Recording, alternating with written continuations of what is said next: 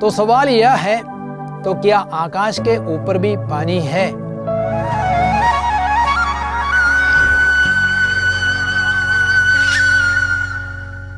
Bible से सवाल एवं जवाब, questions and answers from Bible, उसके दूसरे एपिसोड में मैं आप सबों का हार्दिक स्वागत करता हूं।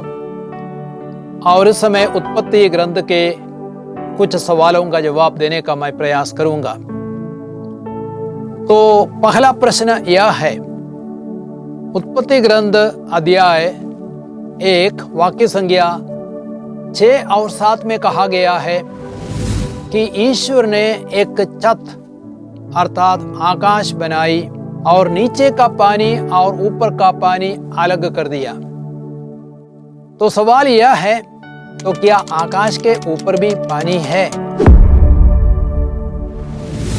उसके जवाब में मैं यही कहना चाहूंगा, उत्पत्ति ग्रंथ अध्याय 1 वाक्य संख्या 6 और 7 में हम पढ़ते हैं, ईश्वर ने कहा पानी के बीच एक छत बन जाए जो पानी को पानी से अलग कर दे। और ऐसा ही हुआ। ईश्वर ने एक छत बनाई और नीचे का पानी और ऊपर का पानी अलग कर दिया। ऐसे तो पानी के कई रूप होते हैं, जैसे कि बर्फ, बादल, भाप एवं द्रव। आकाश के ऊपर का पानी इन रूपों में पाए जा सकते हैं। बर्फ, ओले या पाले हो सकते हैं। स्तोत्र ग्रंथ अध्याय 78 वाक्य संख्या 47 में हम पढ़ते हैं, उसने ओलों से उनकी दाखबारियों को नष्ट किया और पाले से उनके गूलर के पेड़ों को। बर्फ ओले या पाले के रूप में पृथ्वी पर गिर सकता है। बादल, बादल पानी का एक दूसरा रूप है। बादल आकाश के ऊपर पाया जाता है। सूक्त ग्रंथ अध्याय 8 वाक्य संख्या 28 में हम पढ़ते हैं, ईश्वर ने ऊपर बादलों का स्थान निर्धारित किया और पानी बाप की छतरी, वाटर वेपर कैनपी। स्तोत्र ग्रंथ 148 वाक्य संख्या 4 में हम पढ़ते हैं, सर्वोच्च आकाश उसकी स्तुति करो, आकाश के ऊपर के जल उसकी स्तुति करो। यहाँ आकाश के ऊपर का जल पानी बाप की छतरी हो सकती है। जलाशय यानी अंग्रेजी में अपर चेम्बर। स्तोत्र ग्रंथ 148 वाक्य संख्या 4 में हम पढ़ते हैं, आकाश के ऊपर के जल उसकी स्तुति करो। यहाँ आकाश के ऊपर का जल पानी भी हो सकता है। एक बौद्धिक विज्ञानी फिजिसिस्ट डी रसेल हम्फ्रेस, उन्होंने अपनी किताब स्टारलाइट एंड टाइम 1994 में एक किताब प्रकाशित हुई थी।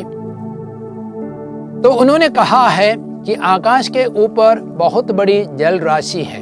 स्तोत्र ग्रंथ 104 वाक्य संख्या 13 में हम पढ़ते हैं, तू अपने ऊंचे निवास से अर्थात अपर चेम्बर से, लॉफ्टी एबोर्ड यानी हेवनली होम से पहाड़ों को सींचता है और पृथ्वी को अपने वरदानों से तृप्त करता है। अतः आकाश के ऊपर जो पानी है उसके अलग अलग रूप हो सकते हैं, जैसे बर्फ, बादल, भाप एवं द्रव। मैं सोचता हूं आपको प्रश्न का जवाब मिला होगा। अब एक दूसरा प्रश्न उत्पत्ति ग्रंथ से पूछा जाता है। उत्पत्ति ग्रंथ अध्याय 1:27 में कहा गया है, ईश्वर ने मनुष्य को अपने प्रतिरूप बनाया, उसका अर्थ क्या है? उत्पत्ति ग्रंथ अध्याय 1:26-27 में हम पढ़ते हैं, ईश्वर ने कहा हम मनुष्य को अपना प्रतिरूप बनाए, यह हमारे सदृश हो। और 27 में कहा गया है कि ईश्वर ने मनुष्य को अपना प्रतिरूप बनाया, उसने उसे ईश्वर का प्रतिरूप बनाया, उसने नर और नारी के रूप में उनकी सृष्टि की। तो उसका मतलब क्या है? उसका एक अर्थ है ईश्वर ने मनुष्य को शासन करने का अधिकार दिया। उत्पत्ति ग्रंथ अध्याय 1:26 में हम पढ़ते हैं, ईश्वर ने कहा, हम मनुष्य को अपना प्रतिरूप बनाए या हमारे सदृश हो। वह समुद्र की मछलियों, आकाश के पक्षियों, घरेलू और जंगली जानवरों और जमीन पर रेंगने वाले सब जीव जंतुओं पर शासन करे। तो ईश्वर ने मनुष्य को अपने प्रतिरूप बनाया। उसका पहला अर्थ यह है कि ईश्वर ने मनुष्य को सभी जीव जंतुओं पर शासन करने का अधिकार दिया। और उसका एक दूसरा अर्थ है, ईश्वर ने मनुष्य को अमर बनाया। प्रज्ञा ग्रंथ अध्याय 2 वाक्य संख्या 23 में हम पढ़ते हैं, ईश्वर ने मनुष्य को अमर बनाया, उसने उसे अपना ही प्रतिरूप बनाया। और वाक्य संख्या 24 में कहा गया है, शैतान की ईर्ष्या के कारण ही मृत्यु संसार में आ गई है। जो लोग शैतान का साथ देते हैं वे अवश्य ही मृत्यु का शिकार हो जाते हैं। तो ईश्वर ने मनुष्य को अमर बनाया, वही उसका दूसरा अर्थ है। और एक तीसरा अर्थ है, ईश्वर ने मनुष्य को पवित्र बनाया। आदम और हेवा ईश्वर के समान पवित्र बनाए गए थे, उनमें कोई पाप नहीं था। और ईश्वर ने मनुष्य को अपने प्रतिरूप बनाया। उसका एक चौथा अर्थ हो सकता है, और वह है ईश्वर ने मनुष्य को ईसा मसीह के समान बनाया। कुलोसियों के पत्र अध्याय 1 वाक्य संख्या 15 में संत पौलुस कहते हैं, ईसा मसीह अदृश्य ईश्वर के प्रतिरूप तथा समस्त सृष्टि के पहलौठे हैं। तो मेरी आशा है आपको इस प्रश्न का जवाब अवश्य मिला होगा। अब एक तीसरा प्रश्न है उत्पत्ति ग्रंथ से। जब ईश्वर ने मनुष्य और जानवरों को बनाया, क्या उस समय वे शाकाहारी थे? उसका जवाब है जी हाँ, मनुष्य और जानवर दोनों पहले शाकाहारी थे। पाप और पृथ्वी पर पाप के बाद मनुष्य और कुछ जानवर मांसाहारी बने। तो पाप करने के पहले इंसान और जानवर दोनों शाकाहारी थे।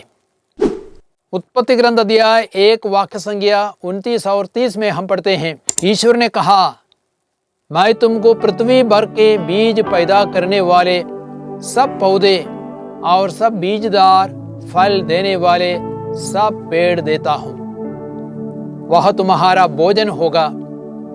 मैं सब जंगली जानवरों को, आकाश के सब पक्षियों को, पृथ्वी पर विचरने वाले जीव जंतुओं को उनके भोजन के लिए पौधों की हरियाली देता हूं। और ऐसा ही हुआ। लेकिन पाप एवं बाढ़ के बाद ईश्वर ने कहा, उत्पत्ति ग्रंथ अध्याय 9 वाक्य संख्या 3 में हम पढ़ते हैं, हर विचरने वाला प्राणी तुम्हारे भोजन के काम आएगा। मैं हरी वनस्पतियों के साथ ये सब तुम्हें दिए देता हूं। आज कई डॉक्टरों का कहना है कि शाकाहारी भोजन बेहतर है, क्योंकि उसमें प्रोटीन की मात्रा अधिक है और पाचन शक्ति बढ़ाता है। अब उत्पत्ति ग्रंथ से एक चौथा प्रश्न है। प्रभु ने कहा, अकेला रहना मनुष्य के लिए अच्छा नहीं है, इसलिए मैं उसके लिए एक उपयुक्त सहयोगी बनाऊंगा। उत्पत्ति ग्रंथ अध्याय 2 वाक्य संख्या 18। तब मेरा प्रश्न यह है, पुरोहित और धर्म बहनें क्यों विवाह नहीं करते, जबकि बाइबल कहती है अकेला रहना मनुष्य के लिए अच्छा नहीं है? और उत्तर में मैं यही बताना चाहूंगा, इस पृथ्वी पर अधिकांश लोगों के लिए ईश्वर की योजना वैवाहिक जीवन है। लेकिन कुछ लोग हैं जिन्हें ईश्वर ने विशेष कृपा दी है और वे अविवाहित जीवन जी सकते हैं। अविवाहित जीवन जीना एक वरदान है।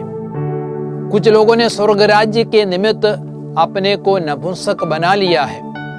मत्ती के सुसमाचार अध्याय 19 वाक्य संख्या 10 से 12 तक में इन बातों को हम पढ़ते हैं। मत्ती 19 10 से 12 तक में हम देखते हैं, शिष्यों ने ईसा से कहा, यदि पति और पत्नी का संबंध ऐसा है तो विवाह नहीं करना अच्छा ही है। ईसा ने उनसे कहा, सब यह बात नहीं समझते, केवल वे ही समझते हैं जिन्हें यह वरदान मिला है। क्योंकि कुछ लोग माता के गर्भ से नपुंसक उत्पन्न हुए हैं, कुछ लोगों को मनुष्यों ने नपुंसक बना दिया है और कुछ लोगों ने स्वर्ग राज्य के निमित्त अपने को नपुंसक बना लिया है।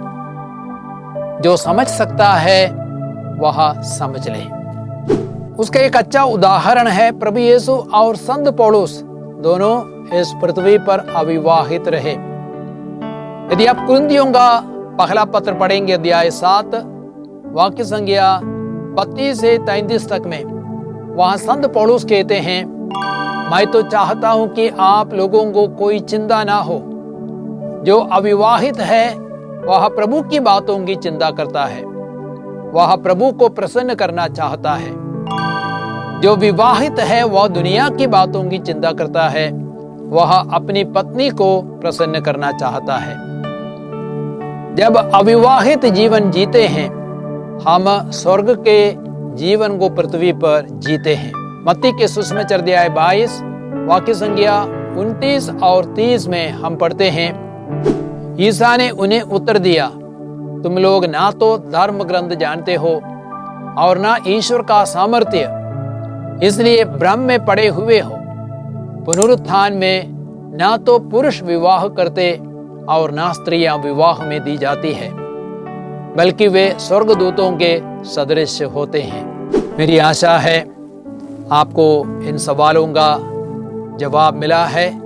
तो प्रभु आपको आशीर्वाद दे। पिता, पुत्र, पवित्र आत्मा आपको आशीर्वाद प्रदान करे। आमीन। सबको जय यीशु।